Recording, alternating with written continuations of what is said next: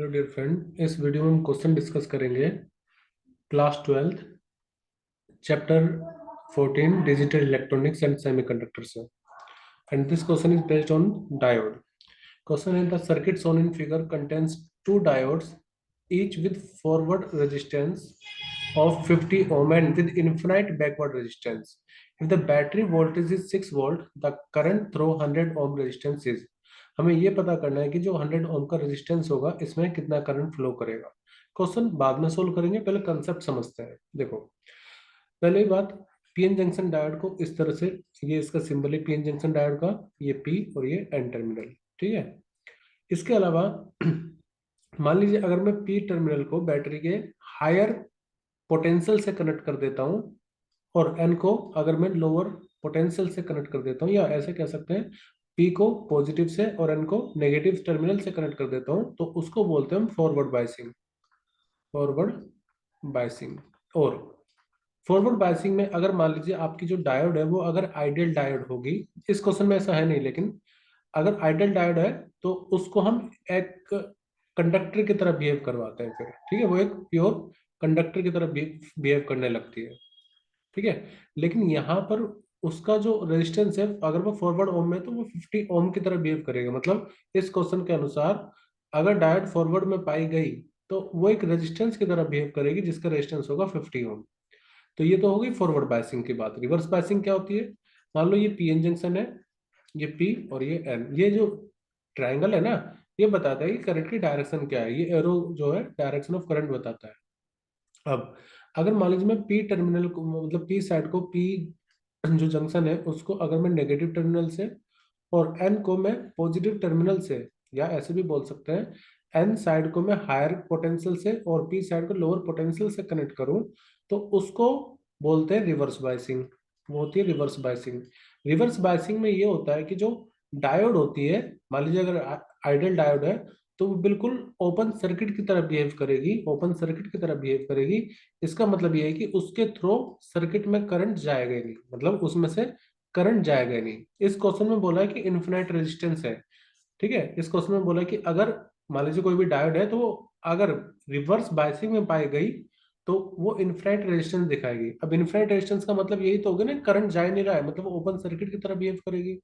तो अब हमारा नेक्स्ट टारगेट ये है कि इस सर्किट में ये देखा जाए कि कौन सी डायोड फॉरवर्ड बायसिंग है, कौन सी रिवर्स बायसिंग में है। अगर फॉरवर्ड बायसिंग में है तो हम उसको 50 ओम रेजिस्टेंस से रिप्लेस कर देंगे, और अगर रिवर्स बायस में है तो उसको हम रिमूव कर देंगे क्योंकि उसका कोई फायदा नहीं, उसमें से करंट नहीं जाएगा। ओके, अब आते हैं अपने सर्किट डायग्राम पर, क्वेश्चन पे। इसमें देखो ये पी साइड है, ये एन साइड है। पी साइड जाकर के किससे कनेक्ट हो रही है? पॉजिटिव से। एन साइड किससे कनेक्ट हो रही है? नेगेटिव से।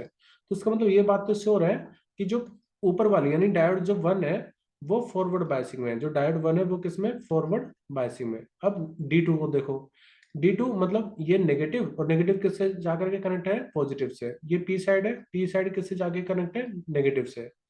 ये देखो, दोबारा बता दो, ये एन साइड है, एन साइड किससे कनेक्ट हो रही है? पॉजिटिव टर्मिनल से। और पी साइड किससे कनेक्ट हो रही है? नेगेटिव टर्मिनल से। तो देखो ये कंडीशन सेटिस्फाई हो रही है। इसका मतलब ये होगा कि जो डी टू होगी वो कैसी होगी? रिवर्स बायसिंग में। तो इसका मतलब ये है कि अगर आप इसको हटा भी दोगे तब भी कोई फर्क नहीं पड़ेगा सर्किट पर। तो अब मैं इसको इक्विवेलेंट सर्किट इस तरह से बना सकता हूँ कि ऊपर वाले डायोड को, क्योंकि जो फॉरवर्ड बायसिंग में है उसको हटा करके मैं एक 50 ओम का रेजिस्टेंस लगा रहा हूँ, क्योंकि बोला है वो 50 ओम की तरह बिहेव करेगी। आगे 150 ओम का रेजिस्टेंस ऑलरेडी कनेक्टेड है। नीचे आ जाओ, इसको तो हटा ही दो, इसको रिमूव कर दो, ओपन कर दो यहाँ से, तो उसमें से कोई करंट जाएगा नहीं। नीचे बैटरी कनेक्टेड है 6 वोल्ट की, और एक और रेजिस्टेंस कनेक्टेड है 100 ओम का। तो अब ये इक्विवेलेंट सर्किट कुछ इस तरह से बिहेव करेगा। ऊपर वाली फॉरवर्ड थी उसको हटा के 50 ओम लगा दिया, नीचे वाली रिवर्स थी उसको पूर्ण रूप से हटा दिया है। नाउ अगर इस सर्किट में आप रेजिस्टेंस देखो इक्विवेलेंट, तो तीनों सीरीज में कनेक्टेड है, तो इक्विवेलेंट रेजिस्टेंस आएगा 50, 150 प्लस 100, ठीक है। ये हो गया आपका 300। तो नेट रेजिस्टेंस जो है इस सर्किट में वो 300 होगा, आर इक्विवेलेंट। अब देखो, बैटरी से जो भी करंट निकलेगा, क्योंकि तीनों सीरीज में है तो करंट तो सेम होगा, तो इसका मतलब जो भी बैटरी से करंट निकलेगा वो 100 ओम में भी तो जाएगा। और मुझे वही फाइंड करना है कि 100 ओम में कितना, 100 ओम रेजिस्टेंस में कितना करंट जाएगा। तो बस आप ये फाइंड कर लो कि इस बैटरी से कितना करंट निकल रहा है। तो उसके लिए मैं फॉर्मूला अप्लाई करूंगा, V equal to I R. Voltage कितनी है 6 है, करंट कितना है नहीं पता, रेजिस्टेंस कितना है इक्विवेलेंट 300, तो 6/300 ये आ जाएगा हमारा इक्विवेलेंट करंट। और इसको आप ऐसे लिख सकते हो 2/100 या फिर 0.02 एम्पियर। तो ये हमारा आंसर ऑप्शन बी करेक्ट होगा। दोबारा बता देता हूँ क्या हमने किया है। पहले हमने चेक किया कि कौन सी डायोड फॉरवर्ड में है कौन सी रिवर्स में है।